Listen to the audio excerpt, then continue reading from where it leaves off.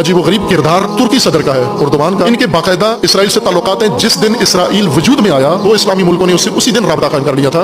एक ईरान के शहनशाह ने और एक तुर्की हुकूमत ने। इनकलाब आ गया 1979 में, उसके बाद ईरान का राबता खत्म हो गया और वो ताल्लुक दुश्मनी में बदल गया इसराइल के साथ। और तुर्की का राबता उस वक्त से दोस्ती का अभी तक मुसलसल 70-72 साल से चला आ रहा है, उसमें वक्फा नहीं आया। और मौजूदा हुकूमत के जो मुआहदे हैं इसराइल के साथ, अस्करी मुआहदे, फौजी मुआहदे, तिजारती मुआहदे, वो सबसे ज्यादा हैं। लेकिन रोजाना मुज़म्मती बयान इसराइल के खिलाफ देते हैं। वो इसराइल से ताल्लुकात क्यों नहीं तोड़ते?